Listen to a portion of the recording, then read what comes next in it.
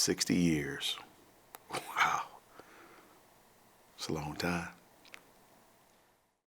A long, long time ago indeed, when these Dallas Cowboys were born back in 1960.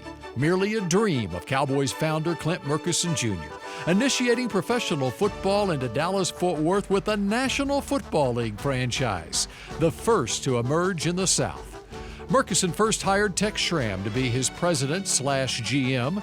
Tex then hired Tom Landry, a born and bred Texan from Mission, to be the head coach.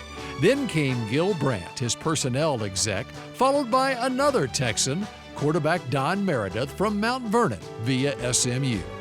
And the Cowboys were off, but not running very effectively. Not until authoring their first winning season in 1966. Then taking off into national prominence with 20 consecutive winning seasons, 2 Super Bowl titles in 5 appearances, and becoming known as America's team.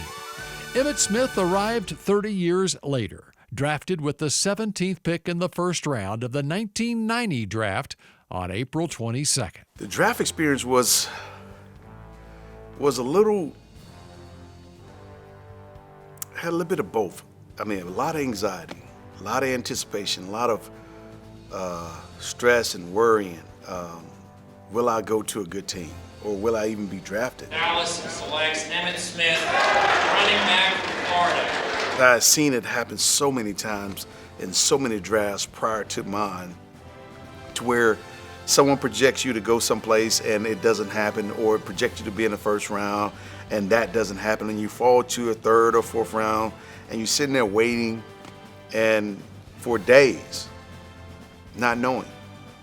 Especially when so many people have said, you're not big enough, you're not fast enough, you're not strong enough, and you'll never make it to the National Football League. So that day was very stressful. All bets was off. And the Cowboys, which was my favorite football team, was not even on the radar.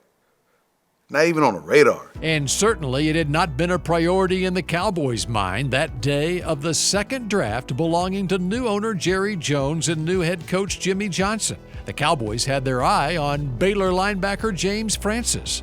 But Cincinnati at number 12 snatched him before the Cowboys could trade up far enough to select him. They even tried to trade with Cincinnati for Francis. No dice. When the 17th pick came around and there was a trade going on between the Cowboys and I believe in Pittsburgh maybe, I can't remember who it was, and I got that call, whew. You took my burdens lifted up off my shoulders. I didn't even think about 1-15. Didn't even care about 1-15. I knew I was going to the team that I always wanted to play for. And I felt like things was going to turn around because of Jimmy Johnson, Troy Aikman, Michael Irvin, and some of the things that they already had in place. And I felt like I could make a difference. Make a difference? Emmitt made a legendary difference. The kid from Pensacola, Florida, would spend 13 seasons with the Cowboys, becoming one of the legendary figures in not only Cowboys history, but NFL history. Also becoming the league's all-time leading rusher with 18,355 yards and helping the Cowboys to 3 Super Bowl titles, all ushering himself into not only the Cowboys' hallowed Ring of Honor, but also the Pro Football Hall of Fame, having become one of the famed triplets in the Cowboys' legendary history. Well, Troy Aikman is legendary. Legendary, period. Irvin's legendary. I don't have to talk about myself. No, Emmitt doesn't.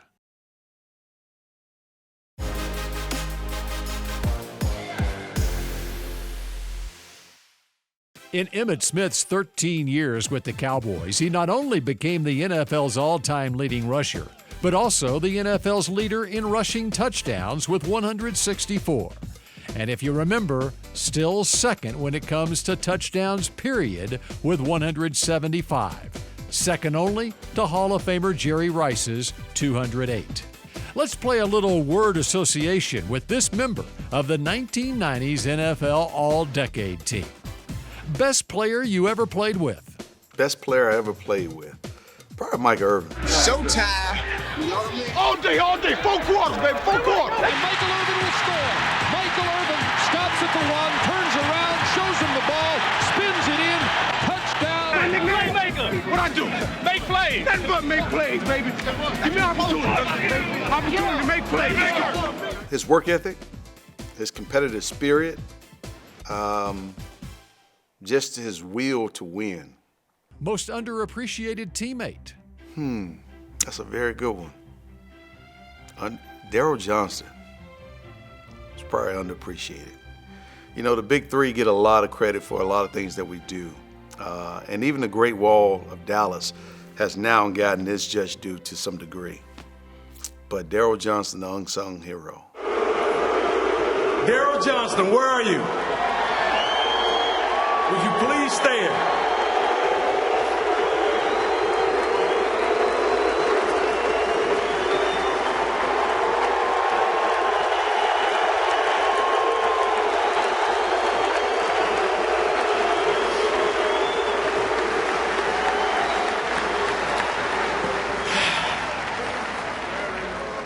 Daryl, you mean the world to me. Not just because we share the same backfield, but because you sacrificed so much for me. People don't understand what it took to be a fullback in our system. The sacrifices you made, not simply with your body, but your whole spirit. You took care of me as though you were taking care of your little brother. Without you,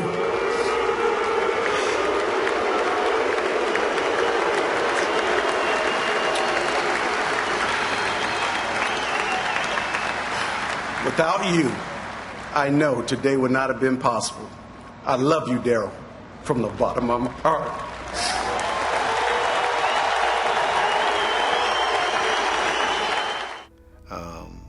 The cleanup man, being unselfish.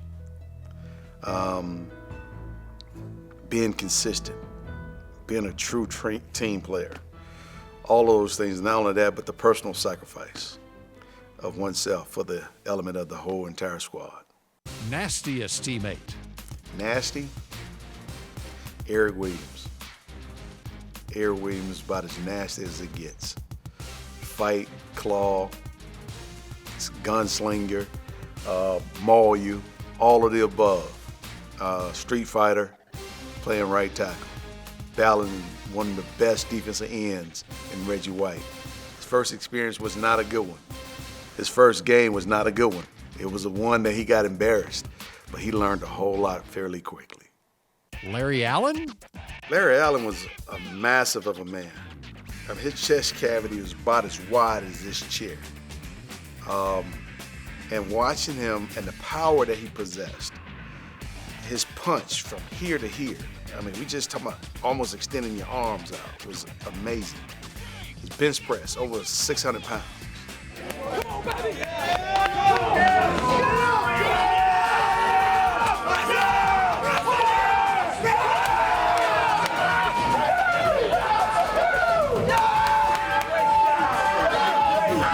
Squatting well over 500-600 pounds. Just a strong individual, and quiet. He was a quiet assassin. Funniest teammate. Funny. Nate Newton, a character. Mark Tournay, a character. Let's go, baby. Let's go. We're in the house tonight. One more go, baby. One more go. That's football. That's football right there. Personality. They always crack jokes, always found a way to make things light. You have to have those kind of characters in the locker room, especially when things are tense. You got to have a way or an outlet. Jokesters like Nate Newton and Mark Tournay, along with Robert Thomas, the way that they all joked on each other, just made things fun. Just made it fun. Toughest teammate. Name that's coming to mind, I have two names that's coming to mind as straight badasses. Charles Haley is one, and Larry Allen is the other. Dominance. Just dominance, sheer dominance. Charles Haley would take up 2 and 3 guys, which would afford everyone else to be man up and do their thing. Larry Allen, he can wash down a complete left side all by himself, pulling and kicking out. You watch Super Bowl 30. Our very first play, very first run of the game. Dick, they keep talking about the size of the Cowboy line. Watch Larry Allen come over here and create the hole for Emmitt Smith. Larry Allen, a big man, just knocks Greg Lloyd right out of the hole. And the Cowboys' philosophy is, we don't care how quick and how strong you are. Our big linemen, when they hit you, you're going to move. And right there, Larry Allen, one of the best linemen in football, he hits Greg Lloyd. Greg Lloyd cannot defend himself on those type of plays. Some would argue this man who played at Sonoma State in California is the best offensive lineman in football. Larry Allen kicked out Greg Lloyd, man. I mean, you lifted him up off the ground. Amazing. Yep, all an amazing bunch of players.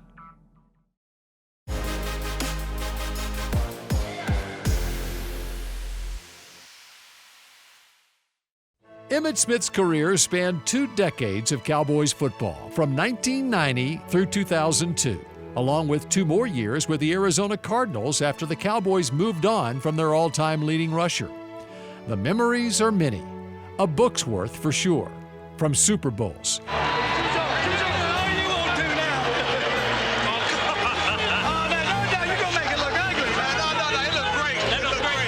to the NFC title game the Cowboys lost, to moving from head coach Jimmy Johnson to Barry Switzer to Chan Gailey and then Dave Campo, to all the winning from 1991 through 1996, to the losing in the end from 2000 through 2002. But everyone always asks Emmitt which of the 3 Super Bowl victories is his favorite. Super Bowl 27 in Pasadena, Super Bowl 28 in Atlanta, going back-to-back, or Super Bowl 30 in Tempe, coming back after losing that 1994 NFC title game to San Francisco. There was nothing more thrilling or exciting than winning that very first Super Bowl. It was the very first one. Oh, you got butterflies on this. That's big, man. It is big. It was something that many people said that could not be done. When you think about the previous 4 years, starting in '89, when Jerry and Jimmy and the team got together, going 1-15, then going 7-9, then going 11-5, then finally going 13-3, I believe, to make the playoff, and then found ourselves in our very first Super Bowl in Pasadena, California. Oh yeah, that's very exciting. My favorite Cowboys memory probably might be the San Francisco 49er game we lost in San Fran. Let's have a full 60-minute game, play with intensity, let's play with damn enthusiasm. Let's go ahead and play as a unit, let's play as a team. United, we stand together, together we fall. All right? Let's go, boys. It's not that often you get a chance to see the soul of the game come out. And that time, I got a chance to see the soul of our team and the heart of our team, the character of our team, the will and the fight to never give up, never quit until the final whistle blows. Not so strange, since if you ask players from that era, the 38-28 NFC Championship game lost to the Niners in San Francisco, denying the Cowboys a chance to become the only team to win 3 straight Super Bowl titles, is the one so many of them go to. The game in which they turned the ball over during their first 3 possessions, spotting the likes of Steve Young and Jerry Rice, Ken Norton and Deion Sanders, a 21-0 lead. Heartbreaking, yes. But here is what Emmitt believes is the most heartbreaking part of his Cowboys career. When you say heartbreaking, seeing players retire, that you help, players that help build this thing to what it is. Players that was there in the beginning and had gone through all the fire and forging everything that we had to forge in order to establish this team of the 90s, and then to start seeing us fall off one by one. It's heartbreaking. And Emmitt outlasted the whole bunch of them. Michael, Troy, Moose, Big E, Haley, Nate, Tooey, Harp, Deion, and so many others.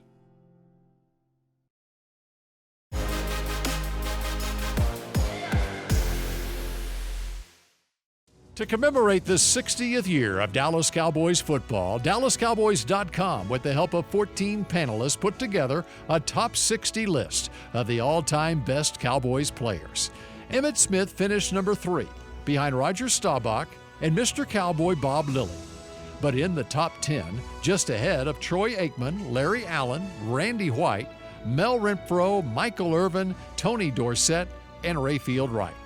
That accounts for 10 of the 19 true members of the Cowboys organization in the Pro Football Hall of Fame, though the next 5 are either in the Hall of Fame or are going to be at some point. Bob Hayes, Jason Witten, DeMarcus Ware, Cliff Harris, and Drew Pearson. That brought the triplets together for an NFL Network special, giving Emmitt an opportunity to again go down memory lane as one of the members of the triplets, all ending up in the Hall.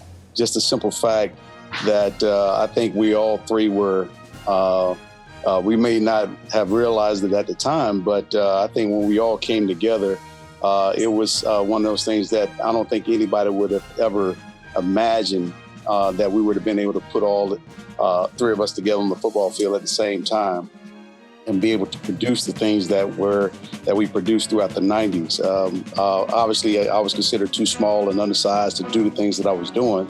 And Michael was coming back off of a knee injury, and there were some little questions in the air whether or not he could bounce back the way he was back in college, as well as his first year with the Dallas Cowboys, and let alone all of the naysayers that was talking about whether or not Jimmy Johnson and Jerry Jones could actually build something of this magnitude. But we look up, and at the end of the day, we learned so much, and we all worked so hard together to help build the Cowboys in the 90s to what they were, that we all 3 of us and every one of our teammates that we shared those 3 Super Bowls with, we have a lot to be proud of. And I'm definitely proud of that fact, that I had the honor to play with 2 of the greatest players that ever played the game. And so you never know where your place in history is going to be, but you're just thankful that you're a part of the history, period. And when you win 3 Super Bowls like we won, those are things that no one could ever take away from us. And not to mention the experience of playing with one another and the passion and the love that we have for each other, including the rest of our teammates, is something that would never, ever go away. So as Emmitt looks back on his 15-year career, 13 of those in the 60-year history of the Dallas Cowboys, he can relish being considered the 3rd best player in franchise history, a member of the NFL's all-time top 100 team, owning 3 Super Bowl rings, a member of the Ring of Honor, and still the #1 rusher in the entire history of the National Football League.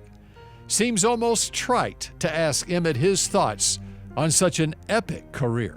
Well, obviously, I feel very good about what we were all able to achieve collectively as ball players. But then when you start looking from an individual standpoint, there's no way in the world I could have been as successful as I was on the football field without having Troy and Michael actually by my side, along with the 5 guys that we had up front that was leading the way.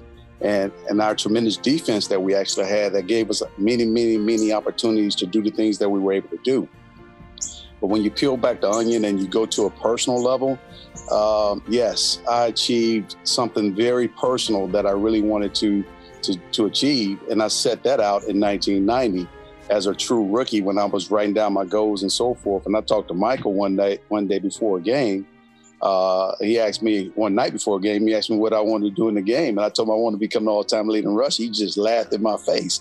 And so, but when you look up and you have spent not just the great years that we've all have shared together, and you go through this process of starting where we did at the very bottom of the ladder, and we had to work our way through it. And you start to see things starting to mount up. You're having these Super Bowls. You're having a chance to do things that very few men in the game of football have a chance to do. And then you start to see some of your key players leave. Part of you start to leave with them. And you ask yourself the question, do I have enough energy and enough in the tank to continue my personal journey? And fortunately for me, I was able to do that with a great group of guys and young men that came in and right after Troy and Michael and so forth and put forth their best effort. I'd never forget just hanging around Darren Woodson the last couple of years of my career and Larry Allen, and I'm realizing I'm the oldest man in the locker room. And so it's weird. It's weird when those moments come, but you appreciate so much that had transpired from the start to the last time you carried football, that you just cannot have success without another person helping elevate you to the level that you were able to get to. Spoken like a true legend in Dallas Cowboys history.